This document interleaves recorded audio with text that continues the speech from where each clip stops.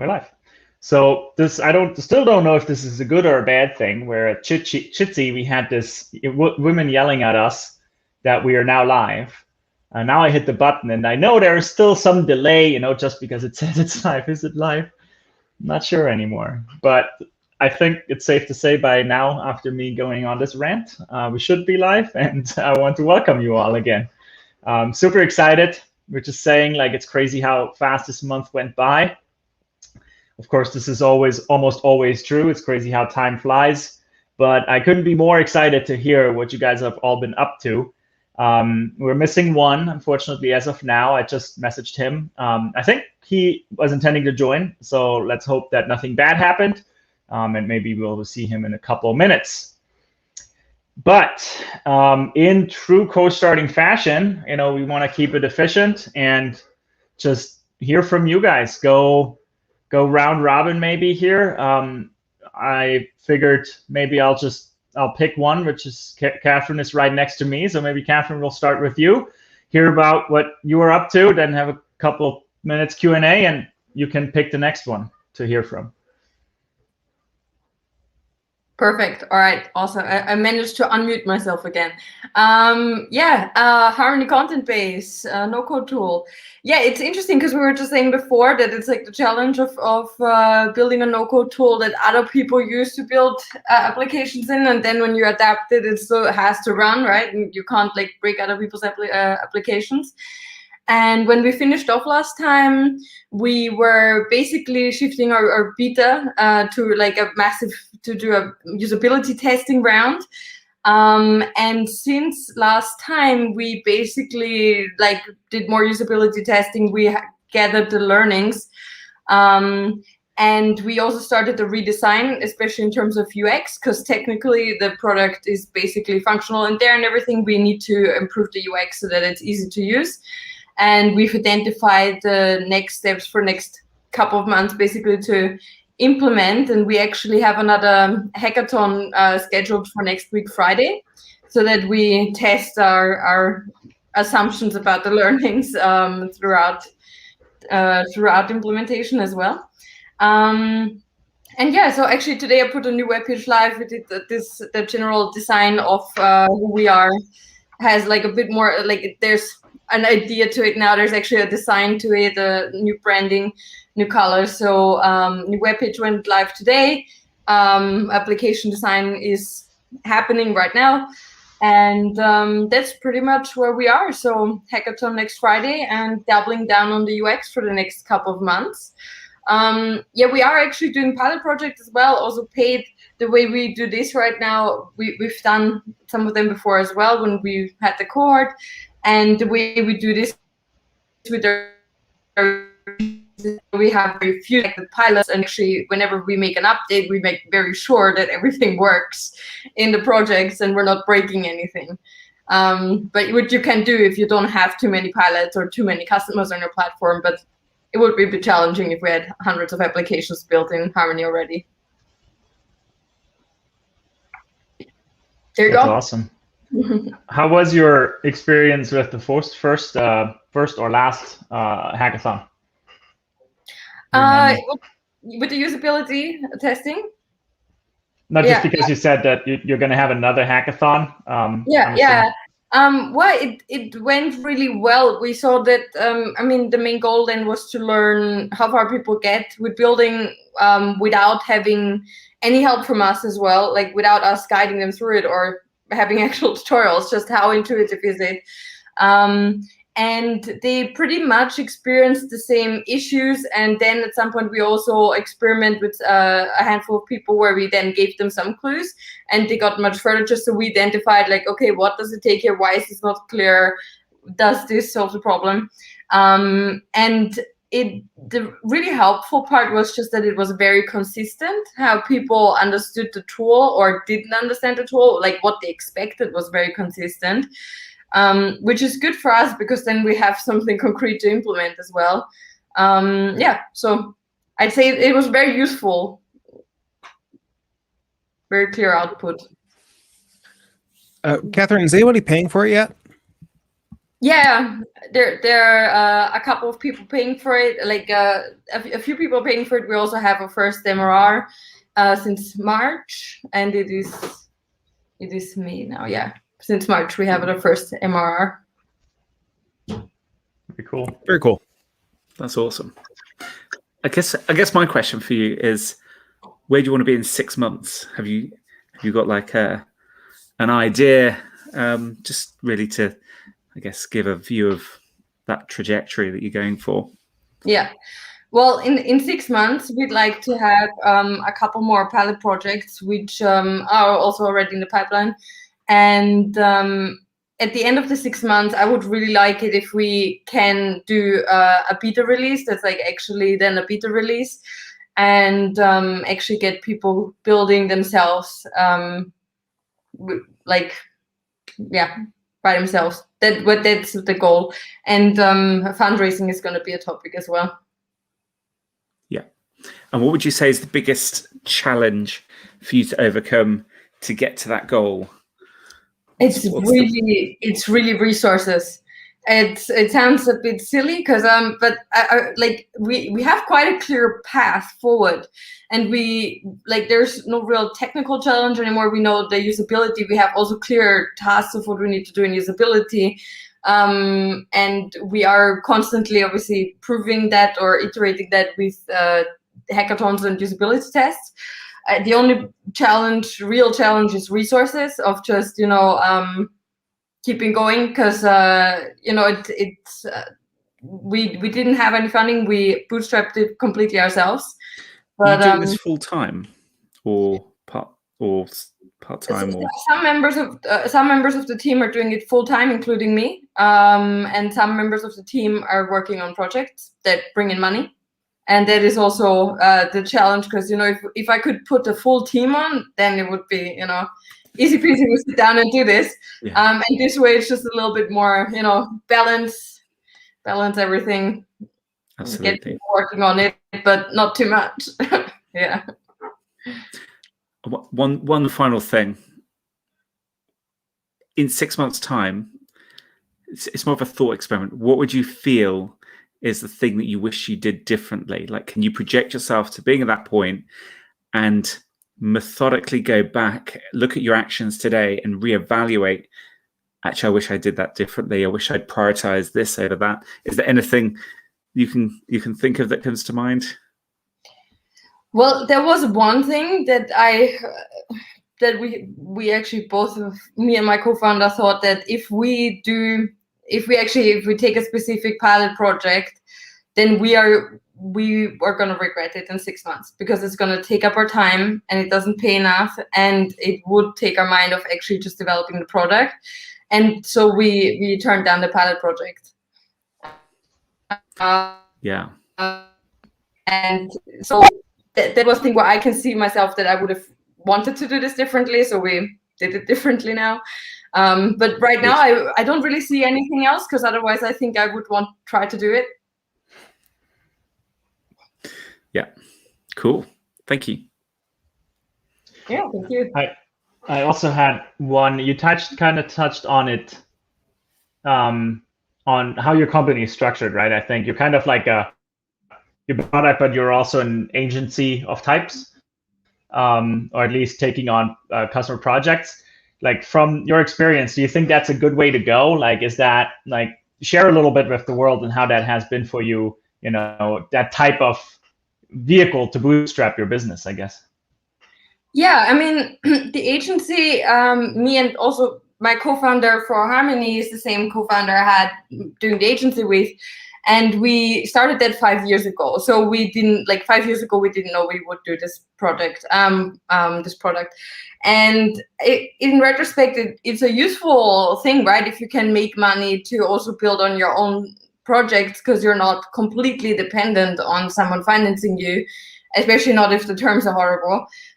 You have some more choice, but at the same time, it is definitely very stressful especially if you also have a team and employees that you have to pay, that you want to keep because they're loyal and they want to follow you onto the next product, the next company. That's amazing, right? You want to keep this team, and then it is also like just a real research challenge, because you need to find a way to, especially at this, like especially with a tool like Harmony, where you can just say, hey, I'm building a web page and I pretend to make it work in the background, right? I can't pretend to make a do-it-yourself builder work in the background, because it kind of defeats the purpose. So we really just have to invest the time and the money ourselves to build it, to prove that we can do it right. Yeah, so there, I mean, on the one hand, I think it's great because we have the ability to actually build it and prove that. But yeah, it can be stressful, and it's definitely a challenge of constantly planning and also replanning, and very carefully weighing, like when, for example, pilot projects for Harmony come in, to see, okay, are they actually valuable pilot projects for Harmony? Or would this just be a distraction or agency project that actually doesn't help us? And especially because Harmony enables you to build applications. A software agency builds applications for you. It can be, like, if you're not careful, the lines can blur. So we are, like, I'm very conscious of putting things in the specific box and not having it, interfere with each other. I think that is very wise. I've fallen into that trap, trying to build a technology product with a client's needs, and you end up building a client project that's way more complicated than it needed to be. And I think you're absolutely right. Keep that distinction. Don't be tempted to solve that client project and then fall into the trap of then the pressure with the client project, make Harmony fit their mold, and then suddenly you've just got a nightmare. Going back to what we're saying, you've got something you can't change because now you've got a client that's got specific needs that was short-term thinking, because you were doing it to meet that deliverable rather than long-term thinking, which is in Harmony's interest, which is to serve a much broader audience. Yeah. I mean, the last thing that I do feel that is valuable from having had the company before and also an agency, is that I feel like there's some experience, or it kind of feels like a superpower now, like having a product, just the part where I'm saying, this is what it can do, and this is what it can't do. And, if you'd want this extension, it costs you, bam, something you don't want to pay, or I can pay a developer to do, and that kind of feels like, I don't know, it kind of feels like a freedom, because it's just like, this is the product, if this works for you, awesome. If it doesn't work for you and we don't want to, like, it's not in our interest, then it is not. This distinction is actually really helpful. Yeah. I think that's really nice, because there's a book, I think it's called Built to Sell. It's about a design agency where the founder isn't really enjoying it, wants to get out, hasn't got a strategy, it's not worth anything. Goes through building up, restructuring how you think about the business. And one of the things that sort of sings to what you just said there is hire product salespeople to sell your consultancy, because what they will do is they'll sell what you have, not sell what you don't have. So you don't say yes to everything and then realize you've got to make everything to custom order. Just sell what you have. And I guess what's part of that is, if you don't have it, you don't sell it. So you say no, and that's the empowering part, is saying, this isn't right for you. We're in our lane. We know what we're doing. That's a distraction. It's not the right thing, and you can kind of liberate it. But I can imagine as an agency, the default is we can solve anything. It's time and resource, right? And if you have the knowledge on the team, if you have some people that can do it, it feels very easy to say yes. Yeah. Cool. Awesome. Well, Martin, do you want to continue then? You're right next to me. So cool. Thank you. So Flowtelic. So for those watching online, Flowtelic is the note-taking app. I call it the most efficient note-taking app. It's more of an aspirational thing. It's a check that say if it's not efficient, I've still got more to do. It's a tool that's going to help you, if I can remember this, study, learn, think, write, and publish with maximum efficiency and consistency. So that's the summary of what I'm doing. Just recap where I got to. I actually did pull some notes together or some figures together. So during the 4 weeks of cohort 3, I finished up in that time with my YouTube strategy, doing content to bring leads into the product. Essentially, I had 531 subscribers, which was really good for me. I'm now at 733, so that's still going up, which is really cool. I'm really pleased. I haven't actually been publishing many videos in the last few weeks, so I'm still riding a bit of the tailwind of what I put out there. But I know what's going to work with that, and that's really cool. And I've got lots of ideas where I want to just double down on that, just time permitting, really. My email subscriber list. These are the people on the wait list who have seen something of the product in the YouTube or elsewhere, and just want to drop their email address in and be told like where to play with it and all that. At the end of the cohort 3, I had 192 people. I've now got 309. So the YouTube is really playing its strengths there, and it's pretty much all coming from there, to be truthful. So every day that's growing, which is really nice. And in terms of views, this is really more of an outcome of the content strategy. Every 7 days, like last 7 days, I managed to get up to 2,300 views. In 7 days, I'm now at 2,700. So it's looking like when you get in the right spot with sort of evergreen type content in YouTube, that can sort of snowball. So if I'm thinking that if I keep pushing more videos, I should be able to increase that. And who knows, I might get the 1,000 subscribers soon, and the 4,000 hour watch time, which I thought would be nearly impossible to monetize it, which could be interesting. I think I'll probably monetize it just for the amusement of seeing how that works, what it looks like. And I say selfishly, but I'm going to say it's not selfishly. The sooner I can make money doing this whole strategy, the more I can double down and put more time and focus on it, which, you know, if the product is of benefit to others, the sooner I do that, that's the right thing to do. So if I can achieve my goals in half the time, that serves everyone. In terms of the product itself, at the end of the cohort, I missed the delivery of the focus mode. I think I shipped that about a week later, so that did get out there. I'm quite proud of that. There's lots of improvements that could be made, but that feature, there's a nice stake in the ground that differentiates the product from all the other note-taking products, because it's about workflow and focus rather than editors and organization. So that's good. And now I'm doing a really massive feature, which is the key one, which is server-side synchronization, and is the first monetized feature.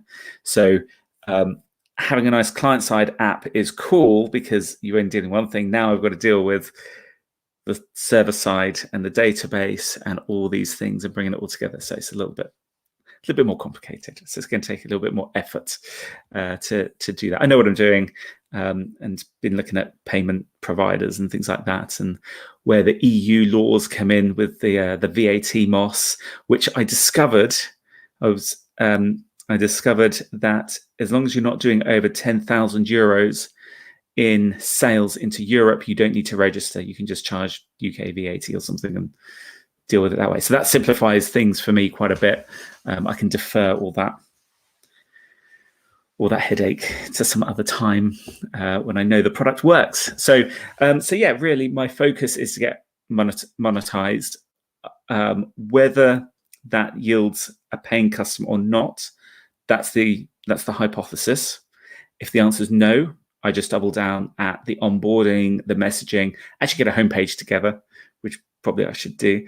And I'm fairly confident that if all goes wrong, if I just double down at note-taking features and making that more streamlined, eventually I should come out the other end, because it's a really hot topic at the moment, and there's a lot of software out there. So there's a demand for it. It's not a completely new thing.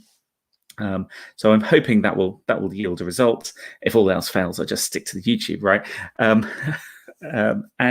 the funny thing is, as an entrepreneur building something, and you'll all feel this in some shape or form, every time I go onto YouTube now, I see a new note-taking app that's launched, and it's almost like every day there's a new one. And I'm okay with that for two reasons. One, I can use that as content to help others succeed and build the YouTube and, hey, introduce my cool note-taking app. And two, it signals that the market's really at this, it's a bit like Dogecoin at the moment. It's really taking off. And unlike Dogecoin, I don't think it's going to have a dip in any shape or form, because everybody loves knowledge, right? Everybody loves productivity at the moment. So yeah, that's where I'm at. Biggest challenge is just keeping the focus, chipping away, focusing small. I notice if I try and think of things like a feature and try and do it all at once, it gets a little overwhelming with the little, when you're working in the evenings, essentially, it's quite overwhelming. So the thing that's worked so far, and I need to double down on it, is taking each chunk in its smallest increments. So like the last few days, I've just been in Sketch, and the win is to do the designs of one screen for the subscription, making sure I've got and keep going over that until I know the flows are right, because I can't code it until it's right. Whereas sometimes it's tempting to feel like it's good enough, I'll jump into the code, so I feel like there's progress. That's usually when you start hitting kind of, I should have thought about it more, and so spending a bit more time there has seemed to be a bit successful for me. And yeah, just chip away. That's what I'm doing. So yeah. So I'm sure the one commonality you would have with those is if Elon Musk would mention Flowtalic, it probably would also uptake a little bit. That would probably be a disaster for me, because I have I don't even know what I would do. Yeah, that's no, that of course would be awesome. Be an interesting problem to have, I think. Yeah. Interesting would be the word there. Yeah. No longer, it used to be the dig effect, wasn't it? When it would take down your servers when it got put on dig.com. I think Hacker News is now the replacement for that. And I think Elon must be a whole new different ball game in that sense. Who knows? Yeah, maybe he's watching. We have one watcher right now, so you never know. There you go. Awesome. Well, congrats. This is really very good progress. Any feedback? Yeah, questions? I think I just want to add, the thing that I'm not going to expect or try and go for some kind of launch or some kind of, if I do this, then the payoff will happen. I think what's really worked for me is just seeing this incremental layering of growth. So the YouTube is a marketing strategy. The mailing list is a lead generation strategy. Seeing that grow. So when I do get the monetization there, just getting one customer will be like, I will celebrate that, because that's 0 to 1. And then if it's another week for another customer, like that's okay. Just gradual growth. I'm not going for exponential growth. If it happens, that'd be awesome. But I'm not gonna plan for it. I think that's the thing. Have you thought about? I think your app at either this stage or later stage would be really a very good candidate for something like Product Hunt as well. Have you toyed with that idea? So, isn't the first rule of Product Hunt is you don't launch on Product Hunt? I think that's my understanding. I think that used to be the rule, but most of the launches today are self-launched. I rarely ever see anyone hunting anymore. I know I'm paying attention to it. I haven't fully got it yet. The thing that I sort of paid a little bit of attention to is I read an article about someone's experience having gone through it, and the reality was they sort of concluded that the people who generally are on Product Hunt aren't normally your customer base. So, because it's sort of the more the entrepreneurs, developers, audience that might align with the kind of stuff that I'm doing, but generally, I guess in a way it takes the pressure off not to think that's the be all end all, like a Hacker News launch as well. Yes, I'd love to do that at some point, but I have to be respectful that that's not the thing that's going to make it work. It's real customers with real needs really wanting the product, not sort of the one-time hype train.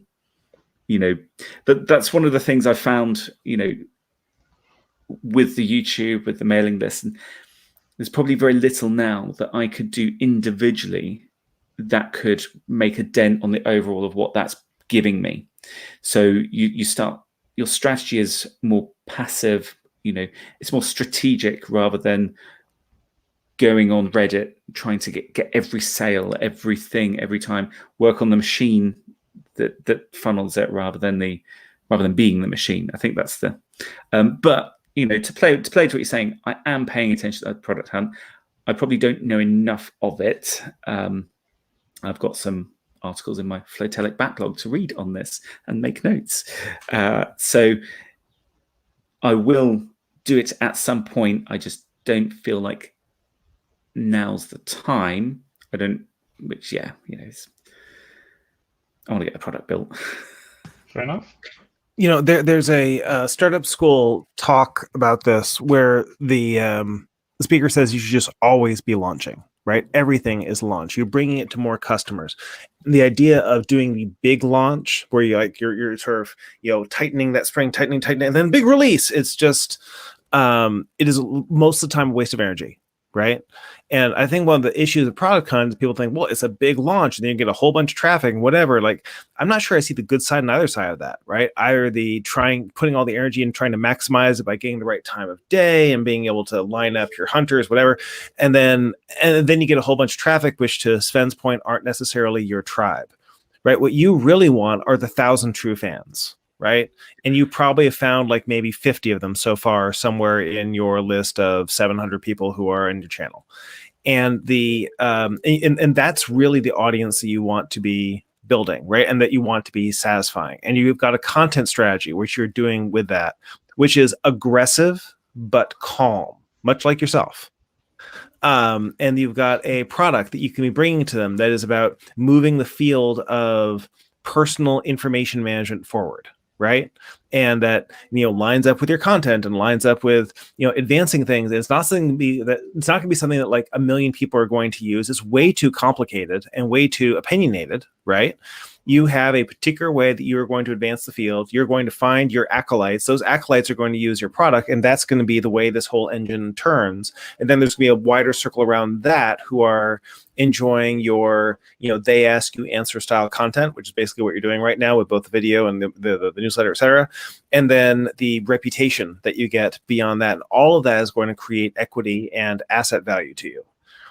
All of which is by way of saying that the dichotomy is not between doing a big launch and like hunkering down with your code. It's about figuring out what are the incremental steps you can take to find the next 10 true fans, right? And and if you're doing that on a consistent basis and mixing in the forward progress of the science and the technology, you will get to the promised land probably with less risk than if you're throwing spaghetti up against the wall.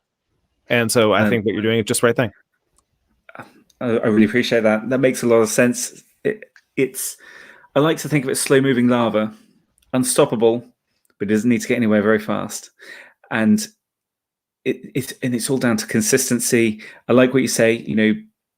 The focus should be just finding those next 10 true fans, not to get anywhere. What a launch for me would probably be is if those true fans helped get me on the radar of a bigger YouTuber who have true fans sitting in their audience. That I think would probably be the exponential kind of steps that I could see if I got to that. But I can also sort of build that slowly through the YouTube side of things as well.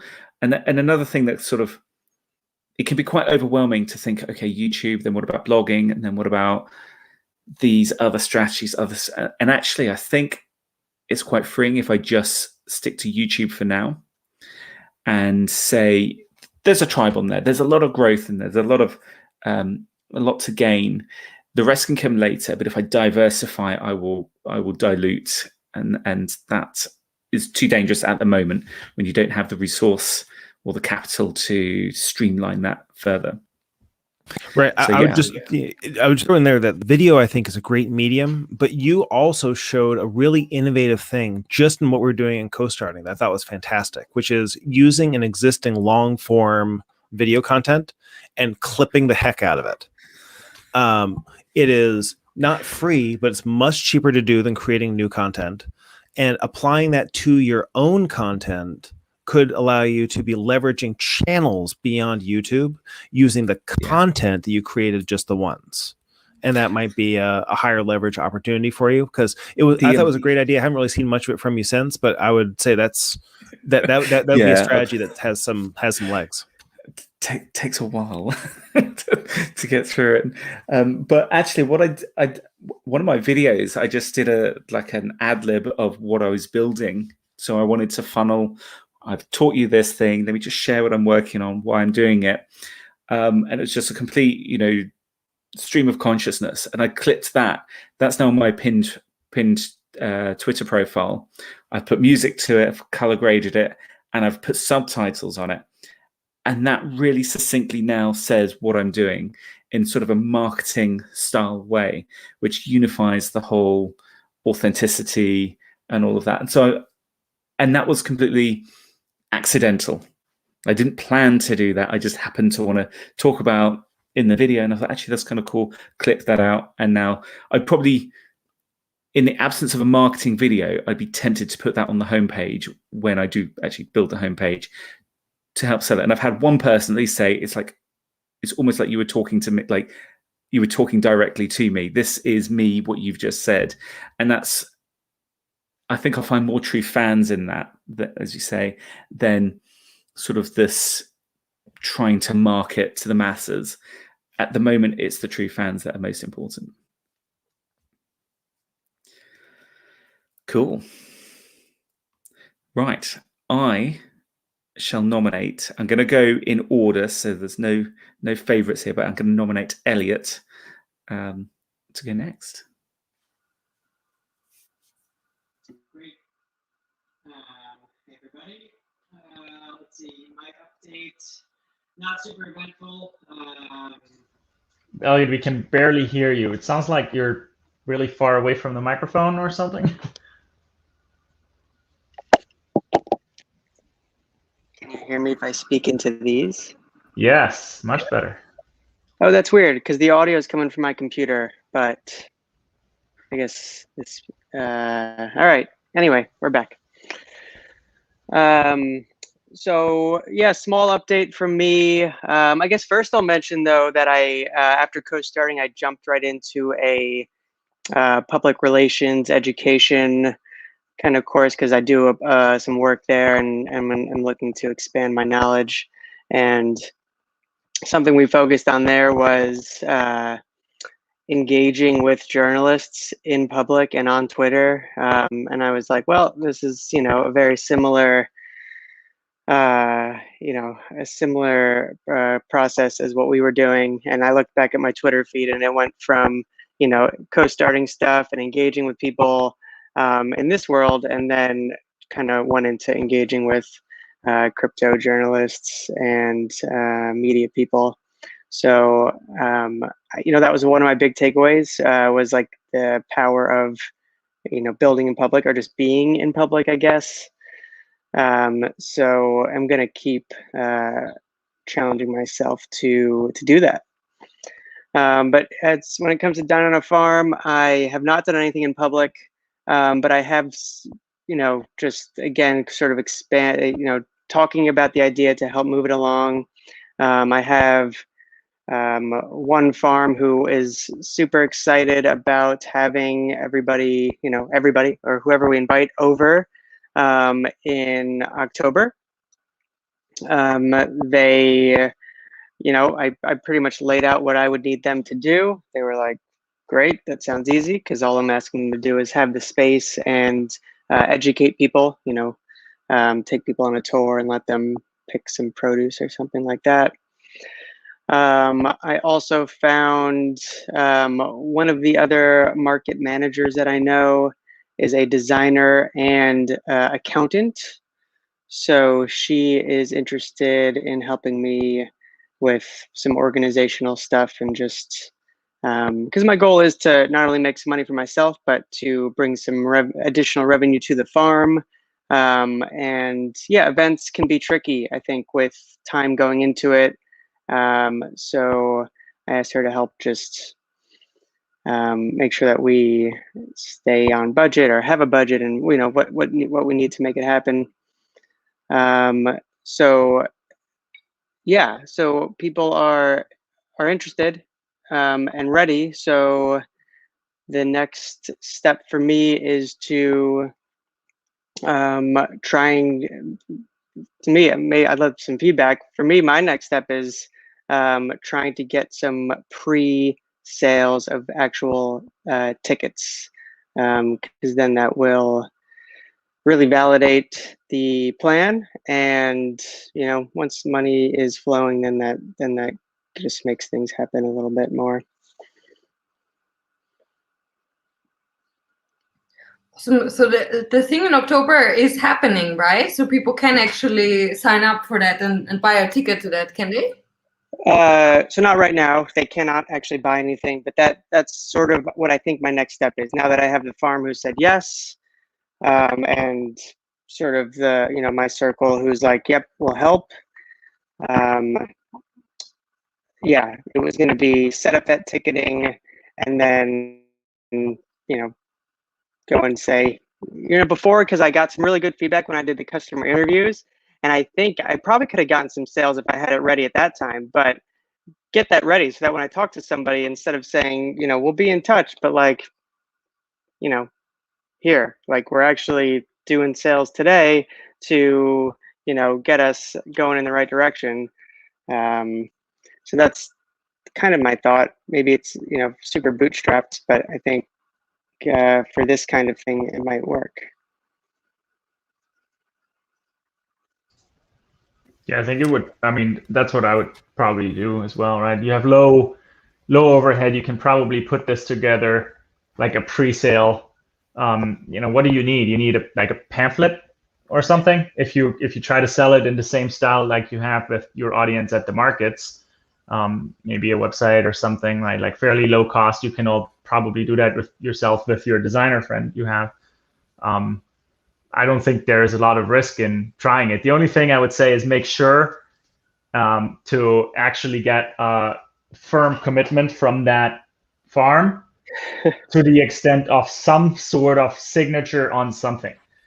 That doesn't have to be like a full-on lawyer type contract, I don't think, but like if there's a signature on some, I don't know, I don't want to call it letter of intent either, but not sure what that would need to be, but that's probably what I would try to have to make sure they understand what they're committing to. I don't know how they operate, these kinds of people, but I worked with restaurants before and on an app basis, and they're like, yeah, oh yeah, we would love to have that. And then you come back 3 months later and they're like, who are you?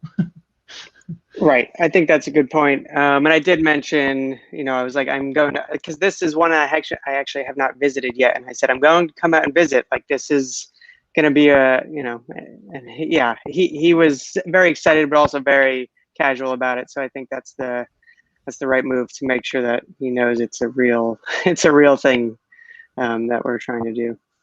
Yeah. You could go in both directions, right? Like some, I don't know if the restaurant's not a super great comparison here, but some of those people were also like, you need to first of all get to the decision maker, which sounds like you were. And then some of them were like, yeah, let's do it. And you're like, just like that? Like, yeah. Okay, great. And they did it, right? And some of them said that to get you back out the door and then never wanted to talk to you again. Yeah. But it seems like it's moving along, so pretty happy. Question from That's me. cool, man. Congratulations. Sorry. In terms of the pre-sales, how this is exchange of money, isn't it? So someone's actually buying their ticket. Is that what you're thinking? How are they going to pay for it? Is it? I'm just trying to get the logistics in my head. Is it an in-person pay, cards, cash? Is it an online thing? Do they reserve a ticket online, get an email? Like, I'm trying to piece it through from that perspective. Yeah, I was definitely going to go with an online ticket sale vendor. I'm not sure which one's hot right now or which one has low fees. I know that was an issue when I used to do a bunch of events. Like they take a nice chunk out of any ticket sale. But that's what I was gonna do. Maybe I can offer a discount in cash or Venmo or something like that. But yeah, I was gonna do one of these platforms. Eventbrite, I guess, is the big one. Yeah. If you do it through something like that, if anything goes wrong, at least you've got then the ability to refund, I guess. So there's no issues back on, who knows, the farm could flood on the day of the event, and something like that could happen and you have to shift it, cancel it or something. So it could get tricky if you've got people with different ways of paying and all of that. That's cool. I think I'd probably echo Sven's observation that I guess the question is, are people buying the ticket from you? Are you the host and using their venue, or are you an advocate for them to buy the ticket from the venue? So who's the merchant on record? If it's you, then you need that agreement that you're essentially renting the farm to fulfill that. And if it's the farm, then they need to understand, like, they're the ones. You're bringing the customers to them. They're responsible for those customers in that sense. And presumably there's insurance involved in somewhat that the farm needs to have to run the event and stuff like that to make it all above board, I guess. Yeah, I'm trying to be as above board as possible without... Do the farms host, are they open to the public normally? Is this a normal thing for them? You're just using their facilities for The one that I'm interested in working with does not. Other ones do, but no, not the one. It's something that I should probably look at more. Yeah, that's a really good point, Martin, actually, because this is not what you are trying to solve, certainly, but you might want to make sure that the restaurants are aware of it, and you might be the educator / facilitator in a way, but like the food laws in general. And I'm almost certain there is a way around this where you kind of, by how you classify it, it's still not a restaurant, right? This is not a regular thing. I don't know the laws in that direction, but that's a very good point. And that might just be the difference of one word on how you advertise it, which could bite you later down the road. Do you have to worry about it too much for that first one? Probably not, depending on your, threshold of danger, I guess. What went through my mind, if someone falls over and breaks an ankle, who are they going to blame? The event organizer or the farm? And who's right. So things like that. I know it's not the glamorous part of this, but it's something that at least needs an understanding to where you sit in it. Yeah, could be as simple as having a disclaimer or something, right? A waiver. That's always my plan. You signed it. Yeah. I remember when I went skydiving in Virginia, and the waiver they made me sign, basically at the end of it, they could have shot me in the face and they would have walked away from it because I signed away all possible rights. It is certainly possible to have like a waiver that covers a whole lot. And if they look at it and say, this is ridiculous, say, well, look, I'm a small business and, this is what we live in a litigious country. And this is just what we're trying to do. I want to make a wonderful dinner party. Right. And, I would love to have you come to our wonderful dinner party. And, I just want to make sure that I can do that and still be able to provide for my children. Yeah, there is if you want the most extreme waiver, you can probably find, I forgot the names now, but there is this Halloween experience of sorts, I think, where you literally sign that you could die. Like not just reading between the lines, like that is literally part of it. Like you could be waterboarded, you could be it's pretty extreme, and like only a couple of people actually made it through it or something. It's like something crazy. Sorry, they did die. Yeah, no, I think you can tap out probably. I don't know.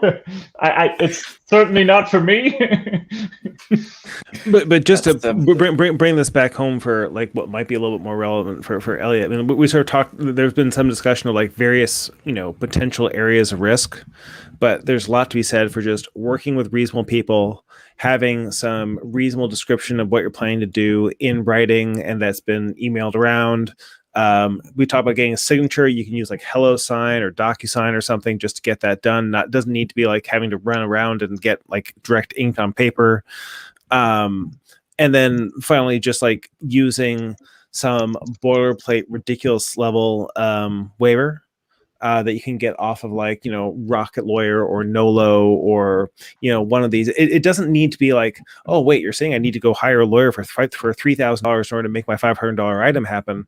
No. You can probably find something that is either free on the web or that is relatively inexpensive, maybe even using one of these builders to at least just get the risk off your plate. Right. And that just puts you in a position where if things go well, hooray. And if things go poorly, you're not just, completely out of luck. Yeah. That's exactly it. It's the risk off your plate. Just cover the basics so that it doesn't all land on you. Yeah. In the past, usually, I mean, I've done a bunch of things and I've found waivers and agreements. I just go to similar companies and then read through it, control and replace a bunch of names and run with it.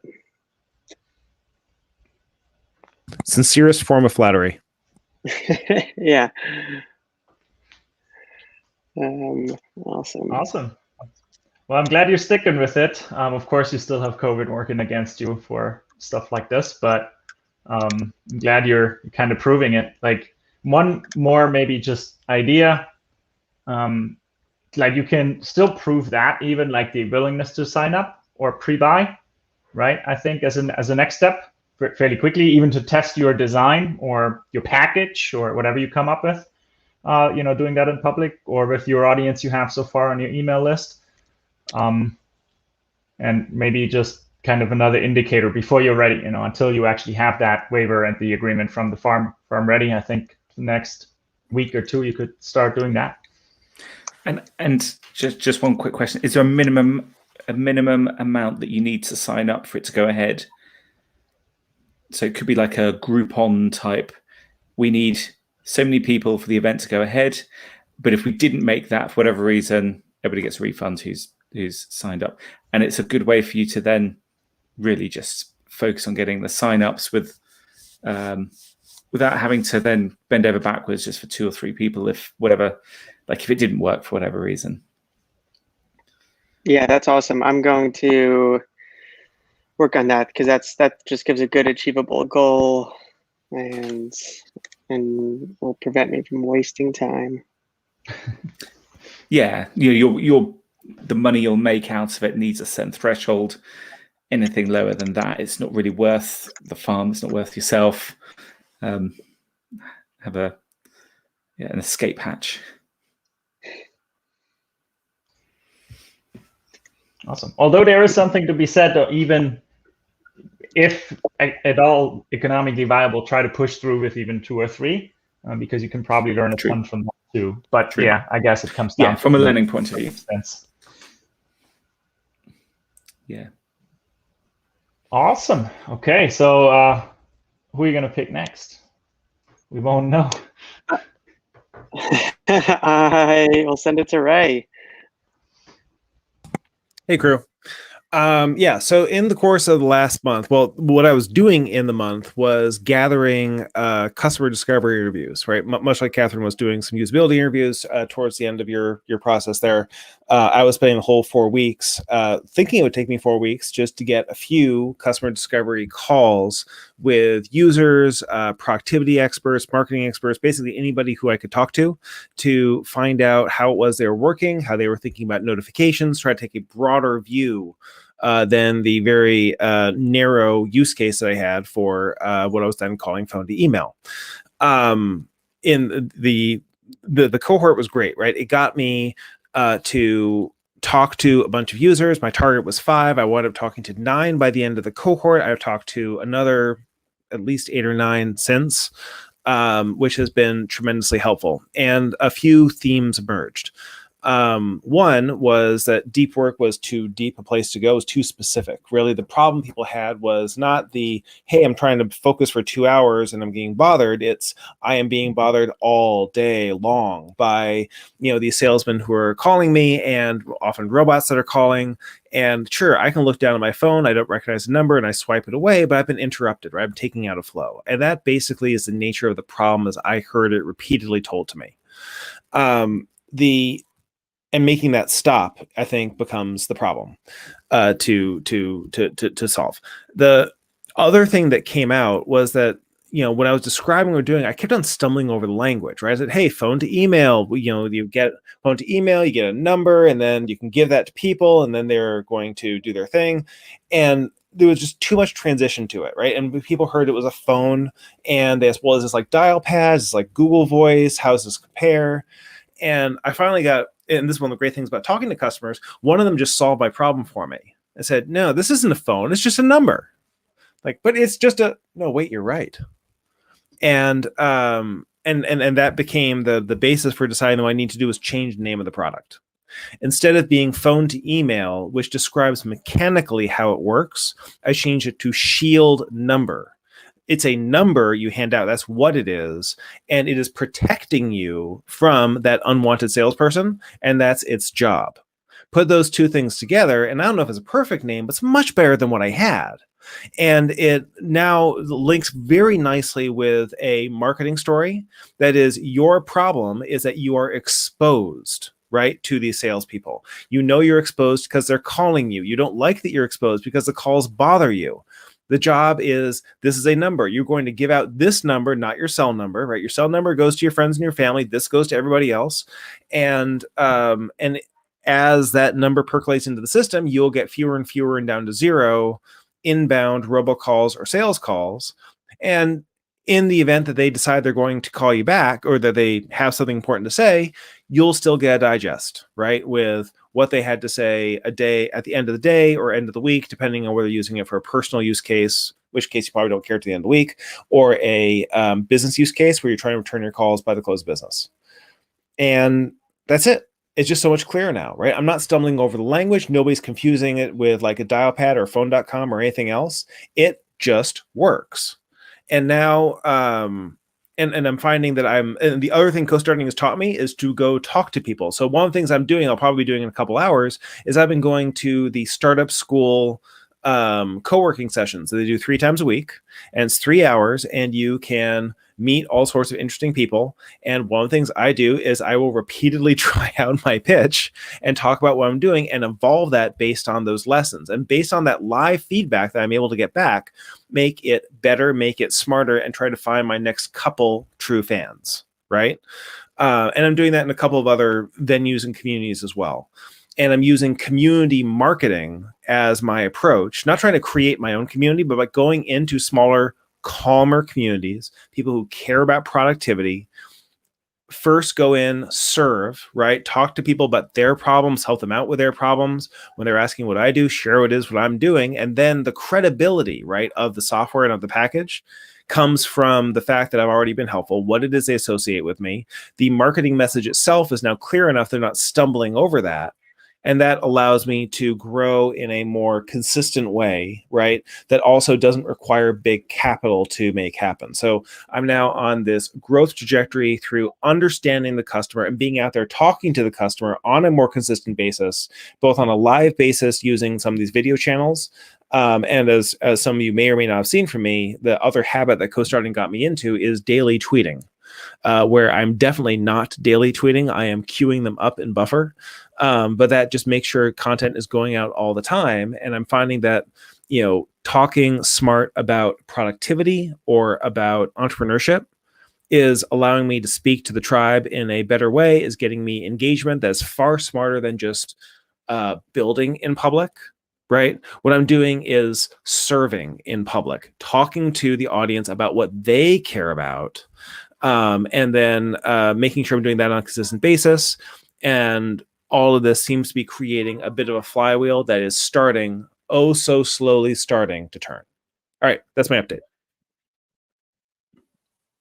I just want to say I love it. I absolutely love it. The new website, I've got 3 things to say. New website is fantastic. I love the design. It's modern, it's crisp. I think you've knocked that one out of the park. So well done there. Second thing, sell the benefit, not the feature.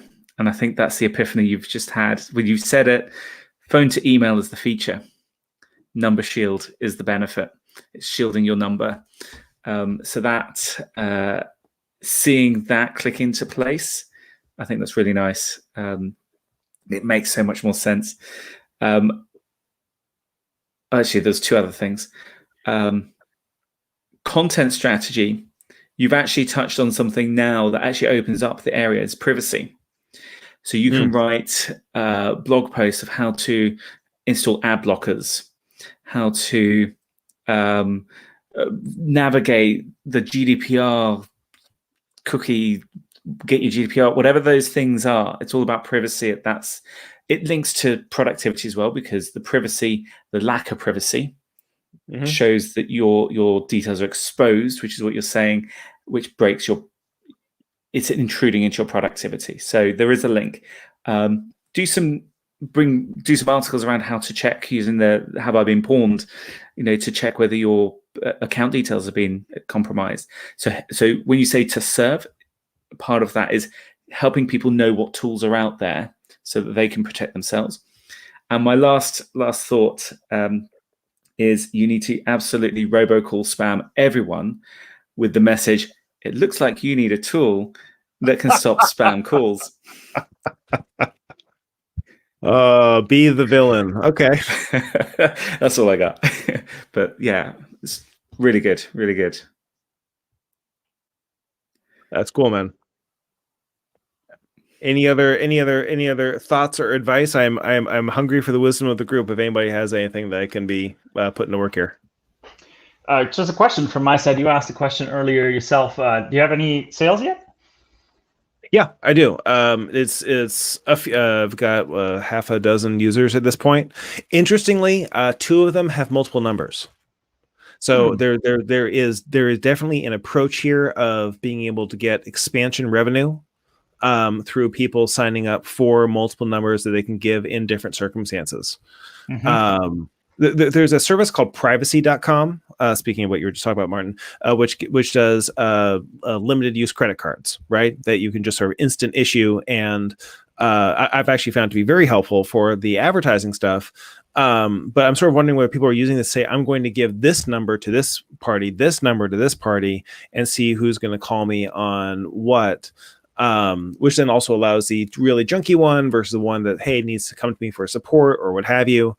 And that also helps my unit economics because I'm not getting killed as much with transaction fees. That's very interesting. Yeah, almost like either a tiered system, maybe even expiring numbers where you can set, like on the credit card, right? Where you say, okay, I want this one to last a day, a month, a week. I'm not sure. Very interesting areas to play around with the business model. I like it. I wonder if there's also a family plan as well for people who want to run it under one account and share it with husband, wife, those kind of things. And the dad can look at all of the calls the daughter is getting. Maybe that's an upsell too. Premium feature. I'm sorry. Did we just talk about privacy a second ago? And yeah, right. No, security. It's security. There are definitely multiple directions this can go, and I'm starting to uncover some of that. But yeah, the basics are trying to get the true fans to be doing the buying. Yeah. Get that base of feedback, turn them into social proof, and then be doing the next round of that next concentric circle out. Yeah. To try to be building that base of customers. I guess one question I have is, if you wanted to take a month off on vacation, how do you keep the sales coming in? Oh, that's where Buffer comes into play. I've just allowed Buffer to do its thing. Cool. I queue up more tweets, right? And I should be doing more content in general. But I think I could put it down and like the customers are automatic. One of the great things about the business is the automaticity of the customers implies actually a fairly high LTV because it's not disposable numbers, right? It's a number you're going to give out like to the US government and they need to be able to reach you on it. And therefore you need to keep it for quite a while. So so depending on what, the implicit discount rate is from, the Federal Reserve or whatever, that could be a pretty high value. And therefore it's more about getting those people and getting people not just to sign up or even to get to the first free month or even to convert to the first and second month. The issue is to get them to give it to somebody who then needs to hang on to it, right? You do that, that's going to be the way it's creating value for them. Right, is when you've actually given it to someone, they're going to call you on it. And the second is that's what's going to make it really sticky over the longer term. That's going to be the way they create equity value for the organization, which is very nicely aligned with creating value for the customer. I don't know if you have this already. I might have another feature request. Like I agree, right? Like the progression is great already. I even see it much more now, hearing it again, looking at a website. Because I like the previous name actually, but you guys are totally right. Sell the benefit, not the feature. Is there a way for me to keep track of who I gave the number other than on a piece of paper? That might be a low-hanging feature for you to build in. But as you guys are talking, I'm like, okay, I would have a couple, and depending on who I give them to, someone I might want to nix after a year. Because that's just once a year, I just reset them, right? Like all of the BS, which you just don't want to keep getting. I'll throw this out there. That'd be like a notes field or something to make it easier to, and perhaps a prompt that goes along with it. Yeah. Because you said already, you have people who have multiple ones already, like some sort of management page where, a note might be just enough. Yeah. That's a good idea. Thank you. To throw this out there, what if you had a browser plugin that auto-filled the phone number, so you don't have to do it yourself? Auto-fills it and then records the website that it's filled it in. Records the website. That is an interesting idea. Basically, sort of like the way 1Password does, right? Yep. Yeah, pretty much. Because the hardest part is you're filling it in. There's no link between their system and your system, and you won't remember those, right? Yeah. And the auto-filling means that you don't have to remember that magic number. Yeah. I know my mobile number, but I don't know any other number that I have without having to look it up. Yeah. One of the things we did with it, and this goes in the video, but is made it so the main homepage is, your number and then a big button underneath to copy it to the clipboard, right? Which is a step closer, right? But your point about using it as either a browser extension or a mobile app, which is the other thing I was thinking about, makes a lot of sense. It introduces a lot of technical risk, right? That's not something one does in a day, but I think that could be potentially a high value way. And your point of being able to then create the record of who you gave it to then makes them say, oh, wait, should I get rid of this thing? Oh, wait, I gave it to all those folks. Oh man, I guess I should hang on to it or go through the work necessary. Either way is creating stickiness through transparency, right? It's kind of like the reverse of the gym club membership, which I think is probably both meritorious and economically beneficial.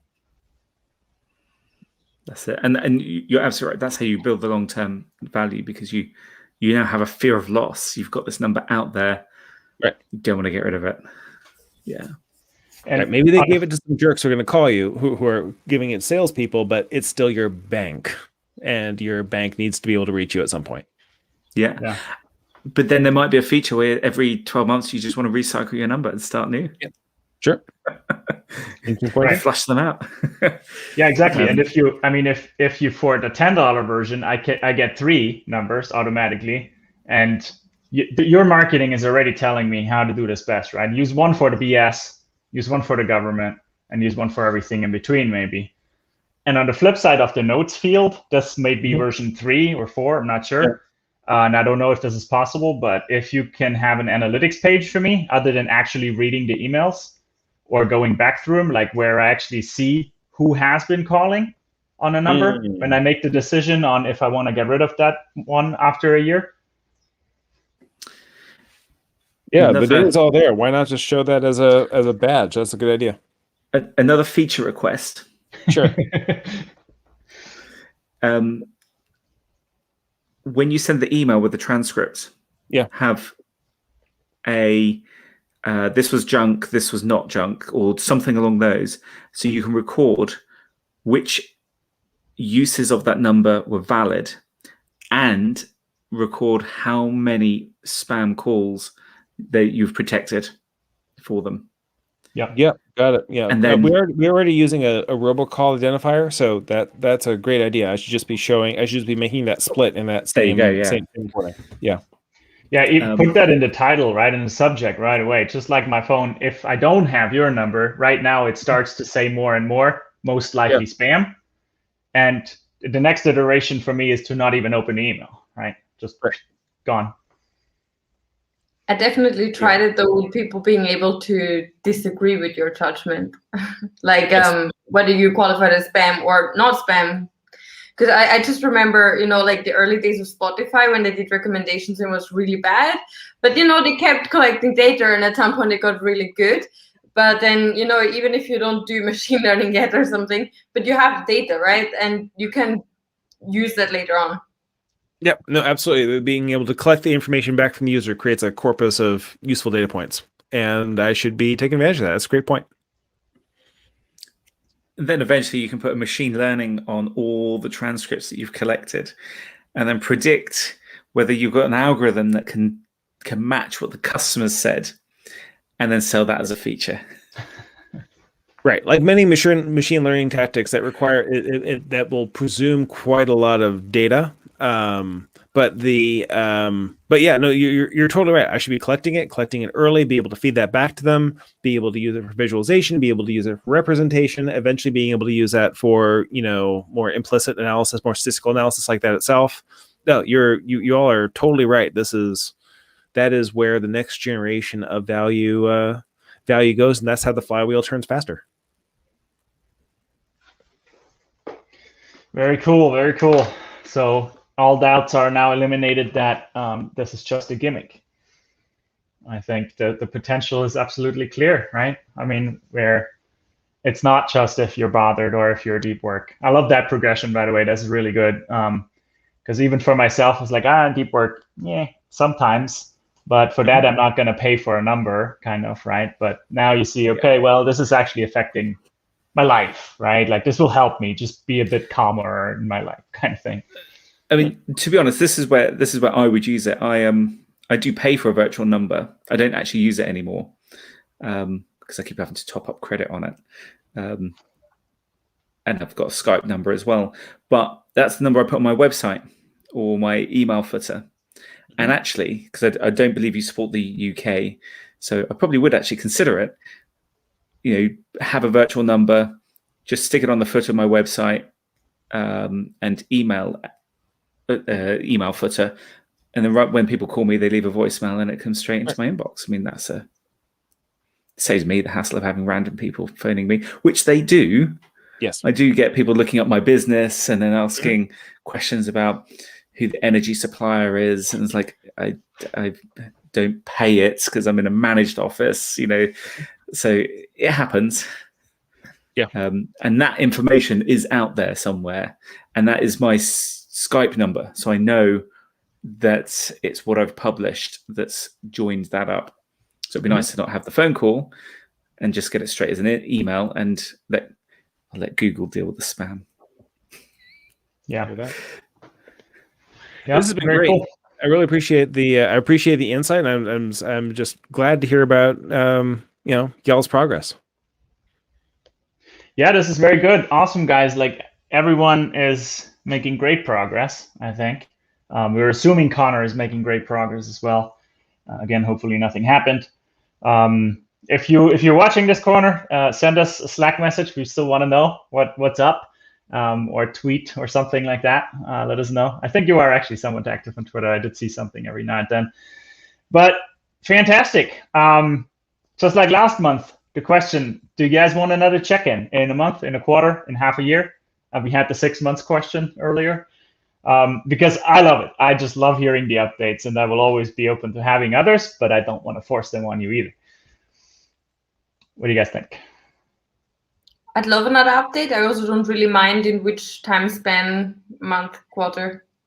I don't know, half a year is a long time, but yeah, I don't mind. Do you want to keep it on a monthly schedule for now, or?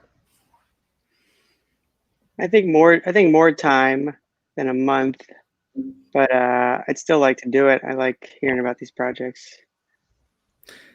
I'm the same. I think I must have felt a little bit disconnected. I've been very busy, so maybe I need to pay more attention to the Slack. But I do want to.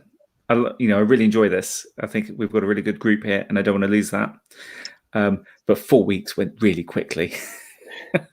So split the difference. Maybe 2 months. Yeah, there we go. Yeah.